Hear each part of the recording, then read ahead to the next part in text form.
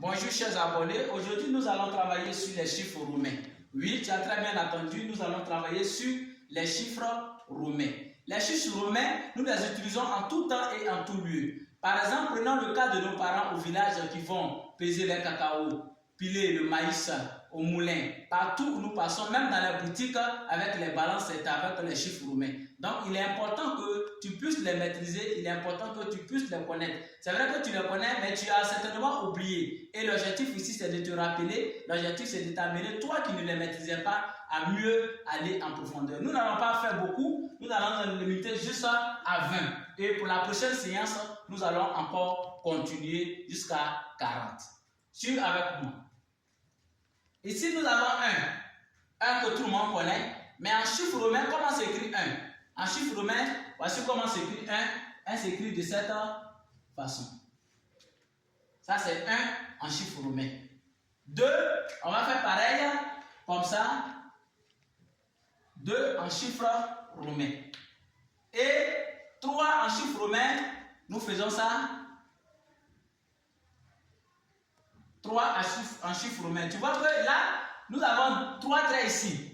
Un trait, c'est équivaut à 1. 2 traits équivaut à 2. 3 traits équivaut à 3. Pour 4, attention, ce n'est pas 4 traits, mais regarde ce que nous allons faire. D'abord 5. On va sauter le 4 et revenir à 5. 5, c'est comme ça. V, en chiffre romain, veut dire 5. Mais comme on écrit 4, comme on a dit ça, c'est 1, donc on va faire 5 moins 1. Alors, pour écrire 4, nous allons faire V et mettre 1 derrière. Donc, ce qui nous donne 4 en chiffre romain. Donc, on écrit d'abord, pour écrire 4 en chiffre romain, il faut écrire 1 et puis le 5. Ce qui veut dire que 5 moins 1, ce qui est égal à 4. 6 en chiffre romain, si ici on avait fait 5 moins 4, alors on va faire 5 plus 1. On a fait 5 moins 1 qui nous a donné 4. Donc pour trouver 6 également, il faut faire 5 plus 1 pour trouver le 6. Alors on va faire V qui est égal à 5 plus 1. Donc ça nous donne 6 en chiffre romain. Si tu suis avec moi, tu dois pouvoir écrire 7. Donc si on a fait 6, 5 plus 1 qui est égal à 6, pour trouver 7, ça serait aussi facile. On va faire également 5 plus 2. Pour trouver 8, on fera autant. 5 plus 3. On sait déjà écrire 4, qui est 5 moins 1. Donc, pour écrire, pour écrire 9, nous allons faire donc 10 moins 1. Or, 10 en chiffre romain, c'est x. 10, c'est x. Donc, on va faire 10 moins 1. Or, on sait que voici 1 qui est là. Donc, or 10 ici, nous allons faire 1. Donc, 10 moins 1. C'est égal à 9. 11, on va faire 10 plus 1. Donc, on fait ça. Voici 10, on ajoute 1, qui est égal à 11. 12, on fait également 10 plus 2. Et 13, nous allons faire 10 plus 3. N'est-ce pas? On part à 14. Pour écrire 14, donc, il faut faire également 10 plus 4. Or, 4, c'est là. Donc, on fait 10 qui est là, plus 4 qui est 5 moins 1. Pour 15, nous allons écrire simplement 10 et mettre V à côté qui est égal à 10 et plus 5, ça nous fait 15.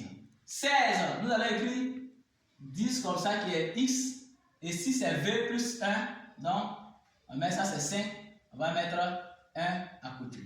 Excusez, alors bien voilà. 17, nous allons faire 10 plus 7, donc 10 plus 7, ça c'est V plus 2. Et 18, on va faire 10 plus 8, comme ça, 3 traits à côté. 19, maintenant, nous allons faire donc 20 moins donc, comment on appelle ça, 9, n'est-ce pas? Donc ici, nous allons écrire comme ça, 19,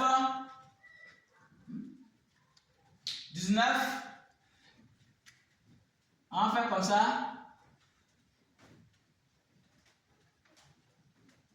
n'est-ce pas? 19 là, et 20, nous allons écrire ça comme ça. Excusez, devait bien trouver une bonne place. Pourquoi nous avons pris un petit temps. Donc ici, voici 19 et ici on a 20.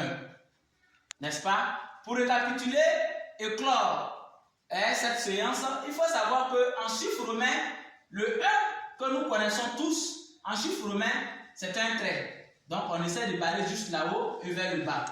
2, on aura 2 traits. 3, on aura 3 traits. 4, tu fais 5 moins 1. C'est-à-dire que sur le trait, le 1 qui est là, une fois qu'il est placé avant le 5, c'est comme ça devenait 5 moins 1.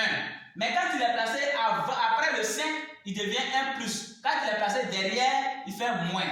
Donc ici, V c'est 5, 6 c'est V plus 1. S'il était derrière, on allait dire moins, comme dans le cas de 4 ici. Mais comme il est après, donc il devient plus. Pour 7, on fait pareil. Pour 8, on fait plus 3. Pour 9, on va faire 10, mais moins 1, qui va devenir donc 9. Et 10, c'est Is. 11, c'est Is plus 1, donc il fait 11. Donc Is plus 2 est égal à 12. Is plus 3 est égal à 13. Is plus 4 qui va faire 14. Is plus 5 qui est égal à 15. Et Is plus 6 est égal à 16. Is plus 7 est égal à 17. Is plus 8, 18. Et puis Is moins 9. On va dire, bon, par exemple, là, ici 9 qui est Is, 10 moins 2 qui donne 9 ici. Donc ça nous donne 19. Et 20 est égal à, plus Is est 10. Où est Is? Où est 10 ici, excusez? 10 est X ici. Donc pour avoir 20, il faut faire les Is là 2 fois. Merci pour votre présence. Merci de nous avoir suivis. S'il y a des commentaires, s'il y a des incompréhensions, veuillez donc nous poser ces questions. Merci et à très bientôt.